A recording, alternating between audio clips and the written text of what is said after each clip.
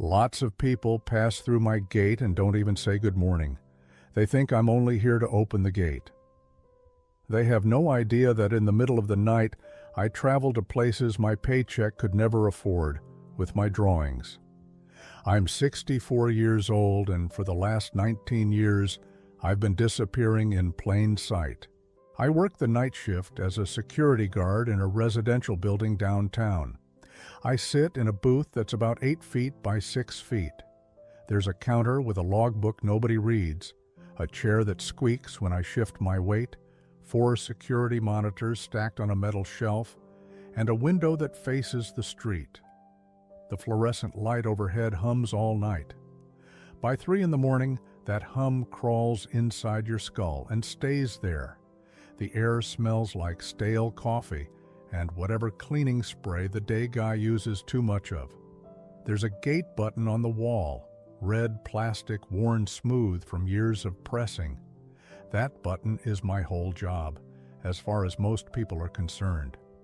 They walk up, I press it, the gate slides open, they walk through. Sometimes they nod, most times they don't. I know their lives better than they know mine. The woman in 4B comes home at 11:20 every Tuesday with takeout bags and kicks off her heels in the lobby before she even reaches the elevator. The couple in 7A fights on Thursdays. I can see it on the monitor, the way they stand in their kitchen, arms crossed, mouths moving. The guy in 2C brings home a different person every weekend, and they always leave before sunrise. I watch all of it through that window and those screens. I've become very good at watching other people live. There was this one night last winter when a man walked past my booth with his young daughter. She was maybe 6 or 7, wearing a backpack shaped like a ladybug. She looked right at me through the window and waved. I waved back. Her father didn't even glance up from his phone. He just kept walking, pulling her along by the hand. She turned her head to keep looking at me until they disappeared into the building. That small moment stayed with me for weeks. Not because it was special, because it was rare. Most people look through me like I'm part of the glass. One Saturday night, I watched a birthday party on the monitor for Unit 5D, balloons in the hallway, people arriving with wrapped boxes, laughter so loud I could almost hear it through the concrete.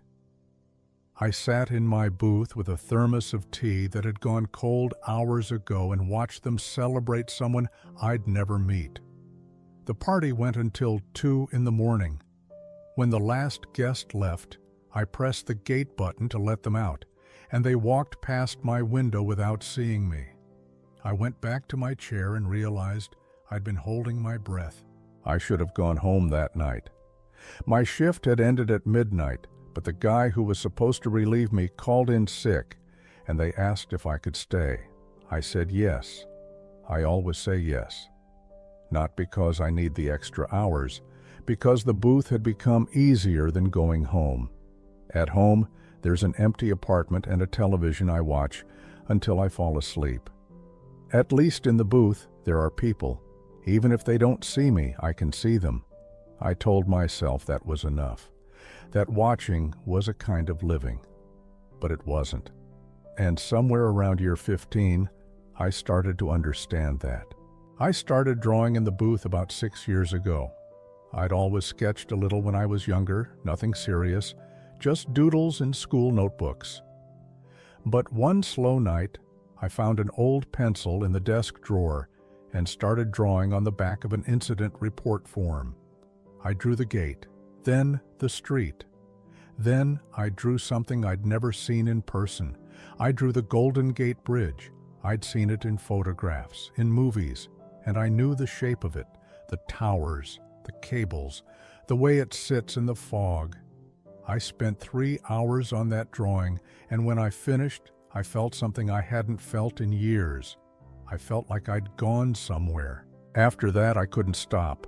I bought a sketchbook and kept it in the booth. On quiet nights, I'd draw places I'd never been. The Grand Canyon at sunrise, the streets of Tokyo at night, with all the neon signs, the Statue of Liberty from the water.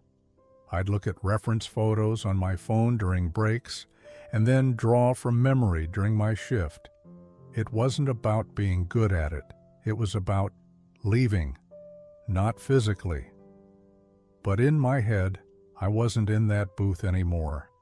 I was standing on the edge of the canyon. I was walking those streets. I was free. The drawings became my secret. I never showed them to anyone. I'd finish one, close the sketchbook, and go back to pressing the button, back to being invisible. I told myself the drawings were just a way to pass the time, but the truth is, they were the only part of my life that felt like mine.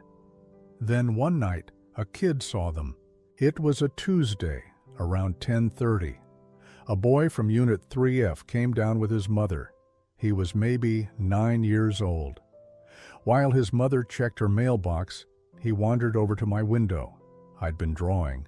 I didn't hear him approach. He knocked on the glass, and I looked up. He pointed at my sketchbook. "What's that?" I almost closed it. I almost said, "Nothing." But I didn't. I held it up so he could see. It was a drawing of Yosemite, the cliff face, the waterfall. He stared at it for a long moment, and then he said, "Did you go there?"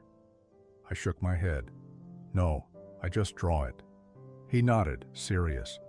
"It looks real, like you were standing right there."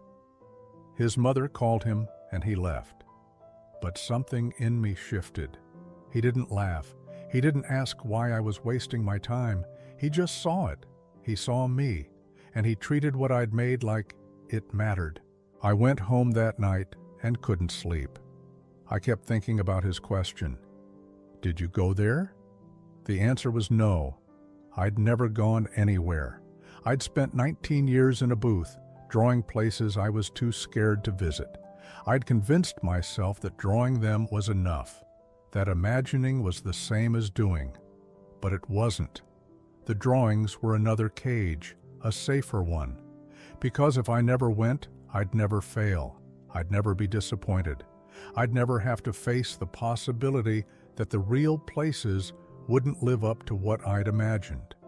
I was hiding, not just in the booth, in my head. The next week, I made a decision.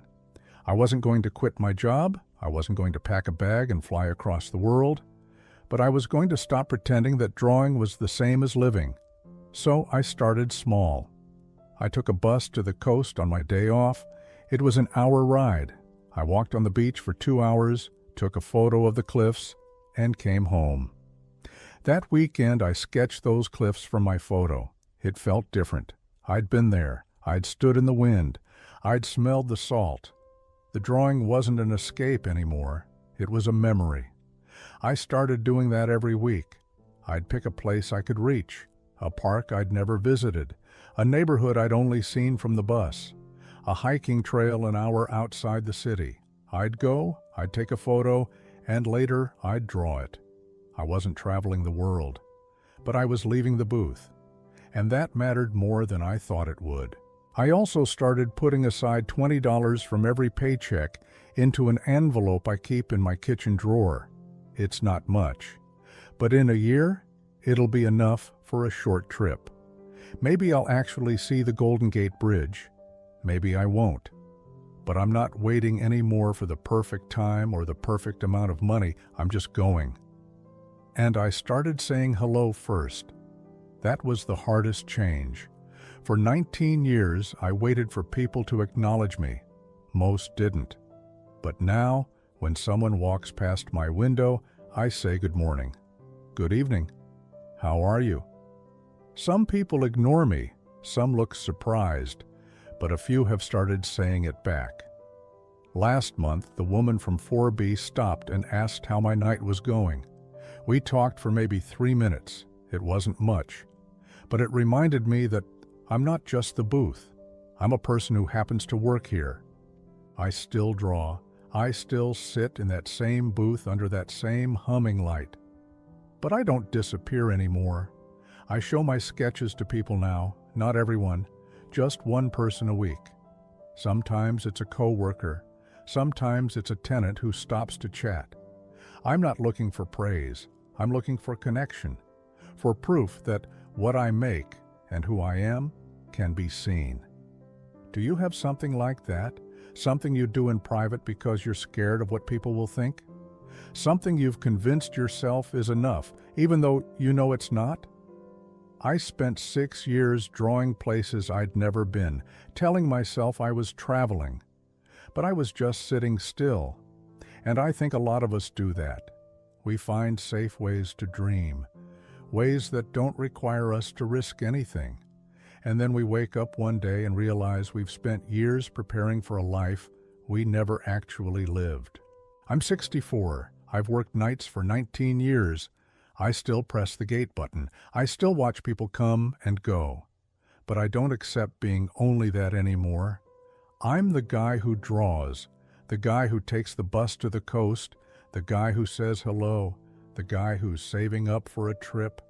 I'm more than what people assume when they walk past my window. And maybe that's the thing.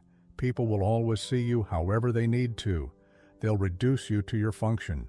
The person who opens the gate, the person who serves their coffee, the person who answers their calls. But you don't have to accept that reduction.